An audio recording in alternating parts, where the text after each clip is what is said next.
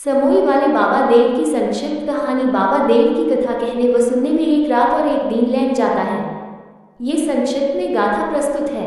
बाबा देव के पुजारी श्री थावरिया हटिला, श्री मदन सिंह पटेल मटका हटिला, कमलेश हटिला गांव समोई और श्री चेनिया बड़वा गांव कुशलपुरा के अनुसार बाबा देव के पिताजी का नाम मेंगोर और माता का नाम लुठी माता सरविन था। बाबा देव की मां की ऊंचाई कम थी, इसलिए लुठी माता के नाम से जानी जाती थी। मेंगोर का जन्म पश्चिम धरती समुद्र किनारे हुआ था। सारे सदस्यों की किसी महामारी बीमारी से मौत हो गई थी। मेंगोर का जन्म पश्चिम धरती समुद्र किनारे हुआ था। सारे सदस्यों की किसी महामारी बीमारी से मौत हो गई थी। मेंगोर एक अकेला रह गया था। सभी सदस्यों के नहीं रहने पर मेंगोर पेट भरने के इरादे से घर छोड़कर निकल गया। काम धंधे के लिए मेंगोर अहमदाबाद, गुजरात, इंदौर मध्य प्रदेश और राजस्थान में मजदूरी ढूंढते रहे, फिर भी कहीं मजदूरी नहीं मिली। आखिर में एक छोटी सी झोपड़ी में दुकान लगाकर पेट के लिए धंधा करने लगे। वहां के डामोरों ने मेंगोर पर दया की और अपनी बेटी सरविन को भोजन बनाने के लिए मेंगोर की झोपड़ी पर भेज दी। इस बीच मेंगोर और सरविन माता के बीच प्रेम संबंध हो गया, अर्थात बाबा देव के माता पिता ने प्रेम विवाह किया था। मेंगोर डामोरों से डरकर वापस अपने गांव जाना चाहता था। मेंगोर, सुनो सरविन, यदि हमारे प्रेम की बात गांव में फैल जाएगी तब ये लोग मुझे मारकर फेंक देंगे। मुझे वापस घर चले जाना चाहिए। सरविन माता, ठीक है तुम जाओ तो जाओ, परंतु मेरे हाथ का आखिरी भोजन करते जाओ। सरविन माता ने भोजन बनाकर परोस दिया। मेंगोर को बिठाकर एक थाली में भोजन करने लगे। उसी समय गांव का एक बालक दरवाजे पर आकर खड़ा हो गया।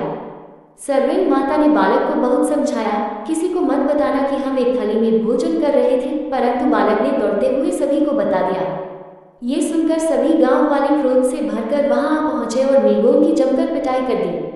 सरविन सभी को रोक रही थी, पर कौन सुनने वाला था। किसी बूढ़े व्यक्ति ने समझदारी से मेंगोर और सरविन माता का रिश्ता कबूल कर लिया। सरविन माता मेंगोर को लेकर चलती बनी। माता ने आंखों में आंसू लेकर कहा, चलो मेंगोर, डरो नहीं, हम कहीं पर भी मजदूरी कर पेट भर लेंगे। पत्नी की आंखों में आंसू देखकर मेंगोर बिलख बिलख कर रोने लगा। मेंगोर चल नहीं पाता, फिर भी सरविन माता अपने पति का हाथ पकड़ आगे आगे चलती थी। मेंगोर पीछे पीछे चल रहा था। दोनों पति पत्नी गुजरात से मध्य प्रदेश में जा रहा थे। मद्रानी के मैदान से माता सरविन को समोई का पहाड़ नजर आया। वहां से माता ने भविष्यवाणी कर दी थी कि हमारा कुंवर इसी पहाड़ पर निवास करेगा। कुछ आगे चलकर मेंगोर को भूख लगने लगी और जमीन पर गिर गए। माता सरविन सिर गोद में लेकर रो रही थी। ऊपर सूखी पीपल पर मोर भी रो रहा था। मोर के आंसू पानी समझकर सरविन माता अपने पति को पिलाना चाहती थी। मोर ने कहा, रुको माता, यह मेरे आंसू हैं। सरविन, आप इस तरह क्यों रो रही हो? मोर, माता, ये पेट सूख गया है इसलिए मैं रो रहा हूँ, परंतु आप क्यों रो रही माता? सरविन, मेरा ये पति भूख प्यास से मुरझा गया है, मैं यहाँ जंगल में कहाँ से पानी पिलाऊंगी?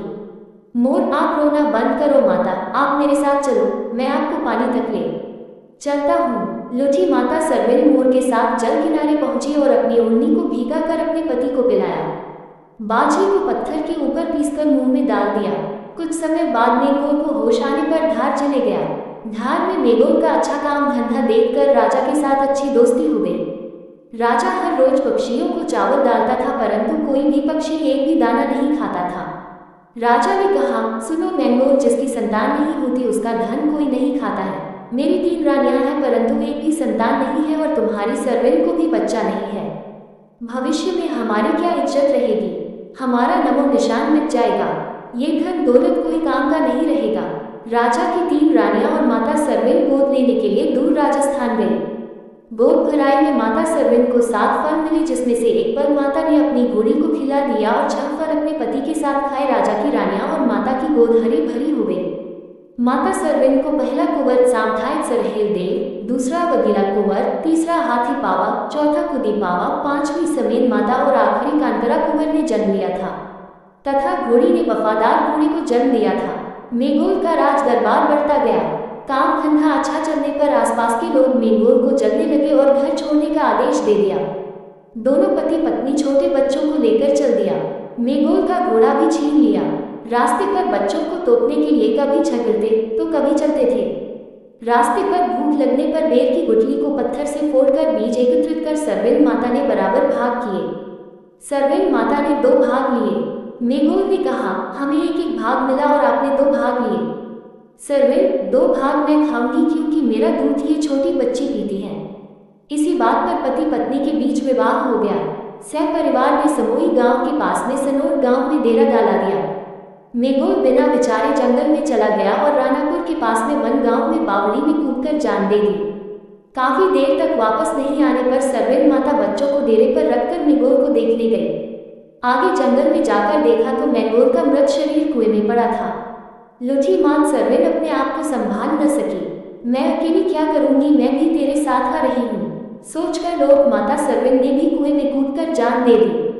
सरहेल देव सबसे बड़ा भाई होने पर समझदार था। माता पिता के नहीं आने पर छोटे भाई वकीला कुंवर को देखने के लिए भेज दिया।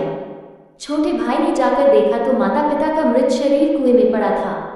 वापस अपने बड़े भाई और छोटी बहन को ये बुरी खबर नहीं थी और चुही के पहाड़ पर बैठ गया। तब से इस पहाड़ को वाघडूंगरा के नाम से जाना जाता है। सरहेल देव ने अपनी छोटी बहन समीन को झोली बनाकर सुलाई थी और जुग जुग तुम्हारी झोली बनाकर लोग तुम्हारी सेवा करेंगे और झुलाएंगे। तब से आज तक समोई के प्रवेश द्वार पर समीन माता की झोली बनाते हैं। आज भी समोई के द्वार पर माता की झोली देखने को मिलती है। सरहेल देव समोई के पहाड़ के चौकीदार पोलिया देव से अनुमति लेकर विराजमान होंगे। सरव देव को सपने में अपने पिताजी के घोड़े का दर्शन होने पर धार से घोड़े की चोरी कर ले आए। तब से बाबा देव इस पहाड़ पर विराजमान है और हाथी पावा और कुदी पावा देव झाबुआ के पहाड़ पर विराजमान हो गए।